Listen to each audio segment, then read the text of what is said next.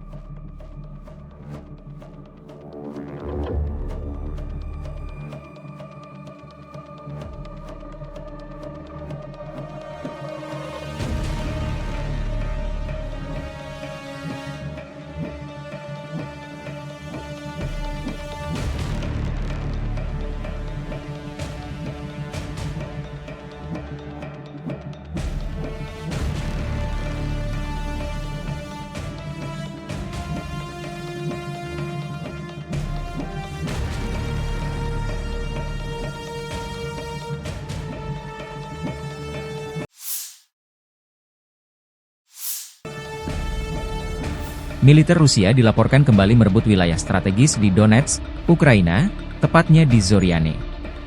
Tensi di sebelah barat kota Donetsk ini mereda dalam 48 jam terakhir. Tentara Rusia menguasai sebagian besar wilayah Zoriane setelah menyeberangi sungai Vovcha dan pantai utara Waduk Zhukivske. Dalam operasi tersebut, tentara Rusia berhasil memukul mundur pasukan Ukraina yang sebelumnya menguasai daerah itu, memperkuat kendali Rusia di wilayah Donetsk. Video dirilis militer Donetsk 21 Oktober waktu Moskow. Pertempuran sengit dilaporkan terjadi selama beberapa hari, dengan serangan artileri dan pertempuran darat yang intens. Setelah berhasil menguasai Zoriane, tentara Rusia segera mengibarkan bendera nasional Rusia sebagai simbol kemenangan. Pejabat Rusia menyatakan ini sebagai bagian dari upaya mereka untuk merebut kembali seluruh wilayah Donetsk yang masih berada di bawah kendali Ukraina. Sementara itu, otoritas Ukraina belum memberikan tanggapan resmi, tetapi perlawanan diperkirakan akan terus berlanjut di wilayah-wilayah yang masih disengketakan. Observator internasional memperingatkan bahwa konflik ini dapat memperburuk ketegangan di wilayah Donetsk yang sudah lama menjadi pusat pertikaian. Dengan situasi yang terus berkembang, komunitas internasional menyerukan upaya diplomasi untuk meredakan eskalasi yang semakin meningkat.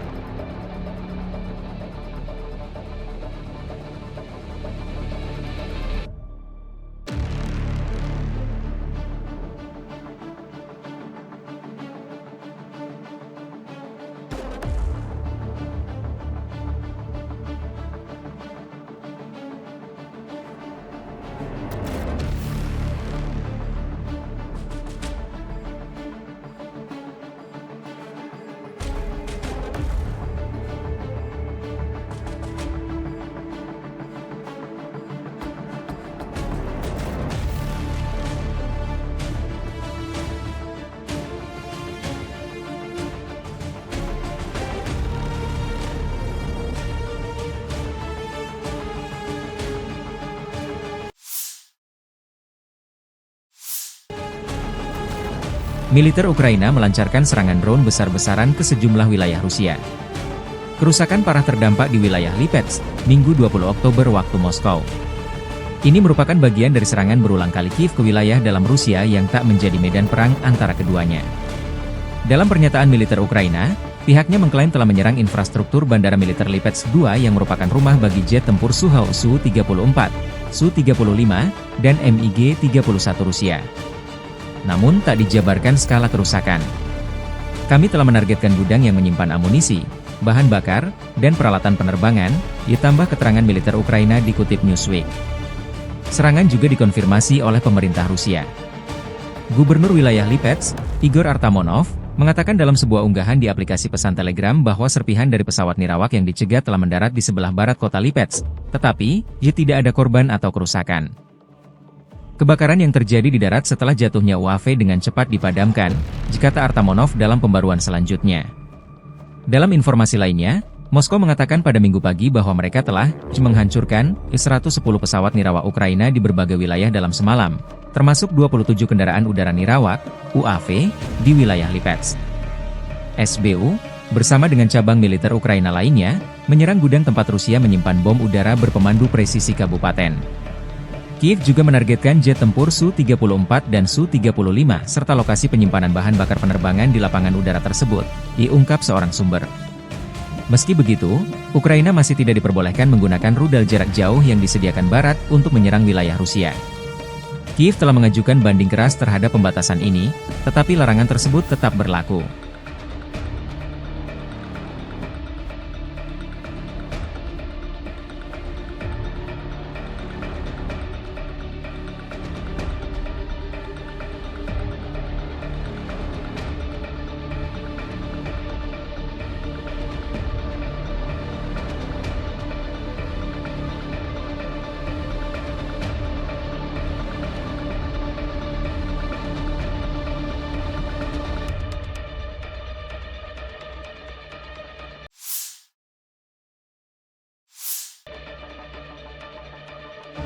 Militer Rusia menghancurkan posisi angkatan bersenjata Ukraina dengan roket penyembur api TOS-1A. Unit pengintaian yang menggunakan kendaraan udara nirawak mendeteksi sekelompok pasukan musuh di posisi yang dibentengi di jalur pasukan grup pasukan Sever. Awak TOS-1A Son Sepyok tiba di posisi penembakan dan menembakkan peluru roket 220 mm mengikuti data posisi yang diterima. Dalam rekaman objektif yang ditayangkan, serangan mengenai target. TOS-1A Son Sepyok, salah satu peluncur roket ganda paling mematikan, digunakan oleh pasukan perlindungan nuklir, kimia, dan biologi angkatan bersenjata Rusia.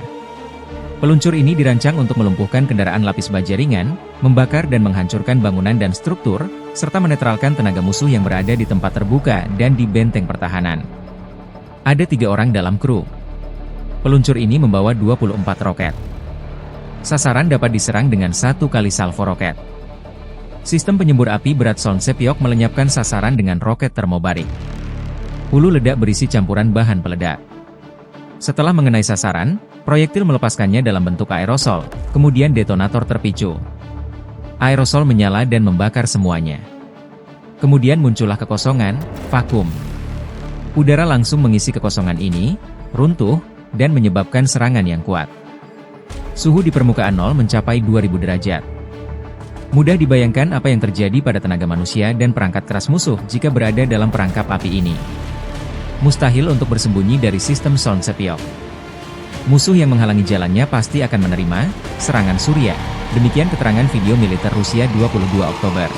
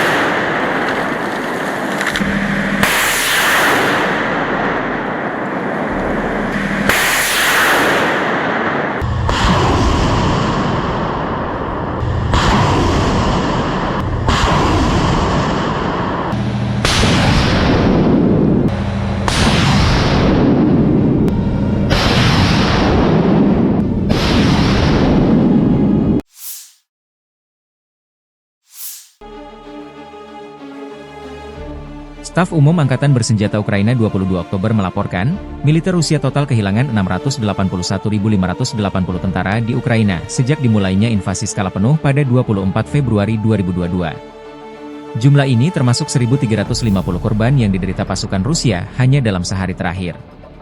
Rusia juga kehilangan 8 tank, 34 sistem artileri, 71 pesawat tanpa awak dan 20 kendaraan khusus militer dalam 24 jam terakhir. Menurut laporan militer Ukraina tersebut, pasukan Vladimir Putin total kehilangan 9.079 tank, 18.199 kendaraan tempur lapis baja, 27.111 kendaraan dan tangki bahan bakar, 19.623 sistem artileri, 1.234 sistem roket peluncur ganda, 981 sistem pertahanan udara, 369 pesawat terbang, 329 helikopter, 17.404 pesawat tanpa awak, 28 kapal dan perahu, dan 1 kapal selam.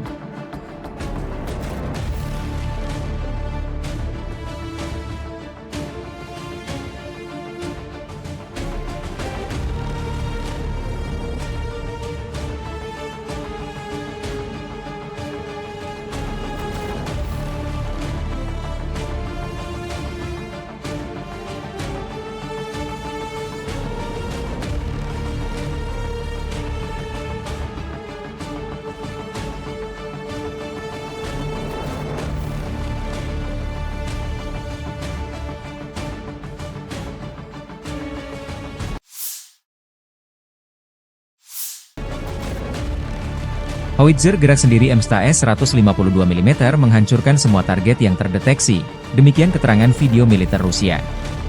Howitzer Swagera MSTS 152 mm adalah artileri modern Rusia. Senjata ini pertama kali diperkenalkan pada 1989. MSTS dilengkapi meriam 152 mm dengan laras panjang. Kemampuan tembakannya mencapai jarak maksimum 25 km. Sistem pengisian otomatis meningkatkan kecepatan tembakan secara signifikan. MSTS mampu menembakkan hingga 8 peluru per menit. Kendaraan ini bergerak di atas sasis rantai yang kuat. Desainnya memungkinkan mobilitas tinggi di berbagai medan perang. MSTS dilengkapi perlindungan lapis baja dari serangan musuh. Howitzer ini dirancang untuk mendukung infanteri dan unit lapis baja. MSTS dapat dioperasikan oleh 5 personel militer. Sistem elektroniknya mendukung penargetan yang sangat akurat. MSTS juga dapat menembakkan berbagai jenis amunisi. Kendaraan ini memiliki berat total sekitar 42 ton. MSTS digunakan secara luas dalam operasi militer Rusia di Ukraina.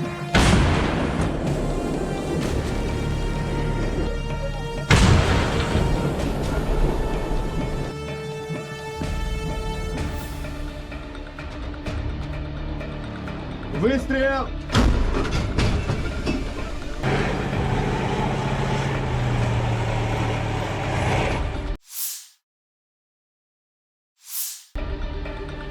Militer Rusia terus menyisir wilayah Kursk termasuk menggunakan helikopter perang Ka-52. Ka-52 buaya raksasa aligator salah satu andalan Rusia di udara memukul mundur musuh.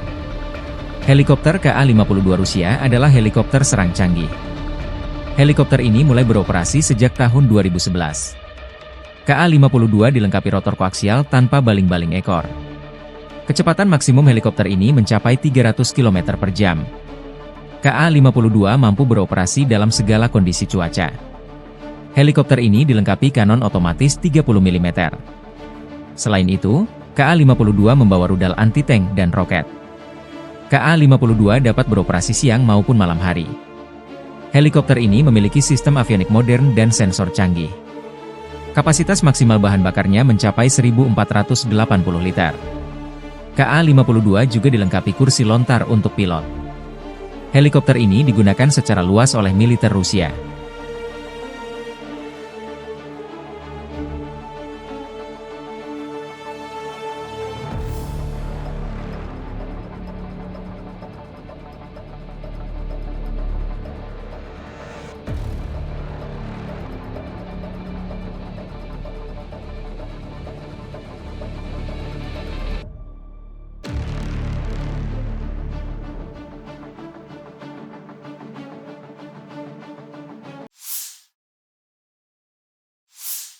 Подразделениями группировки войск «Север» на Харьковском направлении Нанесено поражение формированием 57-й мотопехотной, 92-й десантно-штурмовой бригад, 112-й, 113-й бригад территориальной обороны ВСУ в районах Малых Проходов, Верхней Писаревки, Волчанска и Артельного.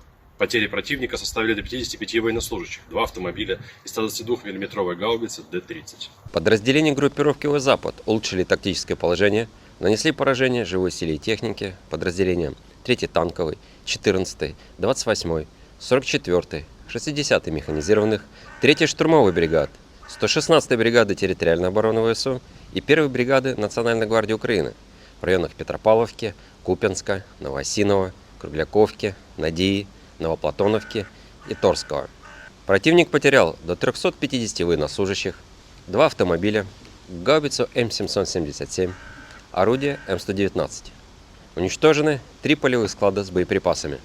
Подразделения южной группировки войск улучшили положение по переднему краю, нанесли поражение формированием 24-й, 30-й, 54-й и 93-й механизированных, 56-й мотопехотной, 143-й пехотной, 46-й аэромобильной и 49-й десантно-штурмовой бригад ВСУ в районах Серебрянки, Северска, Верхнекаменского, Ивано-Дарьевки, Меньковки, Ступочек, Предтечина и Курахова.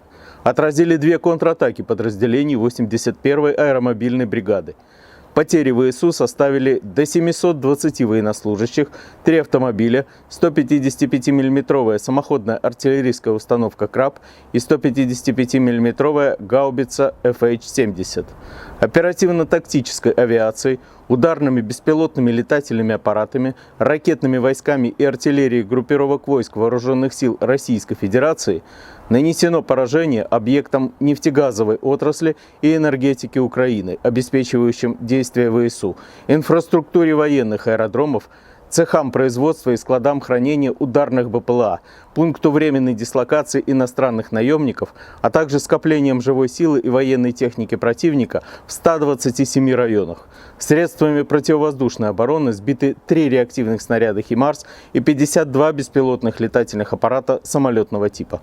Подразделения группировки войск «Центр» продолжили продвижение вглубь обороны противника. Нанесли поражение живой силе и технике 32-й, 41-й, 53-й механизированных, 59-й мотопехотной, 25-й воздушно-десантной, 95-й десантно-штурмовой бригад, 101-й бригады территориальной обороны ВСУ, 12-й и 15-й бригад Национальной гвардии Украины в районах Дзержинска, Щербиновки, Николаевки, Селидова, Цикурина и Кураховки.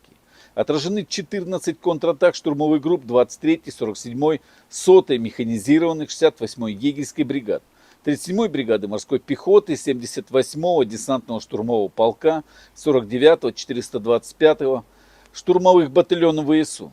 Противник потерял свыше 430 военнослужащих, 2 боевые машины пехоты Брэдли, бронетранспортер М113, 2 пикапа, 152 мм гаубицу МСТБ, 2 152 мм орудия Д-20, 122 мм самоходную артиллерийскую установку «Гвоздика», 122 мм гаубицу Д-30, 105 мм орудие М119 и 100 мм противотанковую пушку «Рапира». Подразделения группировки войск «Восток» заняли более выгодные рубежи, нанесли поражение живой силе и технике 72-й механизированной бригады, 110-й, 117-й, 127-й бригад территориальной обороны ВСУ и 21-й бригады Национальной гвардии Украины в районах Доброволя, Шахтерского и Равнополя. Потери противника составили до 90 военнослужащих, 2 автомобиля, самоходные артиллерийские установки «Краб» и «Богдана».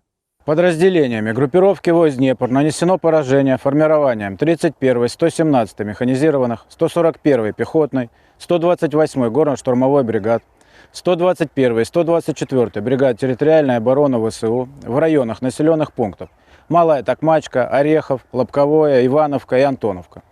ВСУ потеряли до 55 военнослужащих, 2 автомобиля и 122 мм гаубицу Д-30. Уничтожен полевой склад с боеприпасами.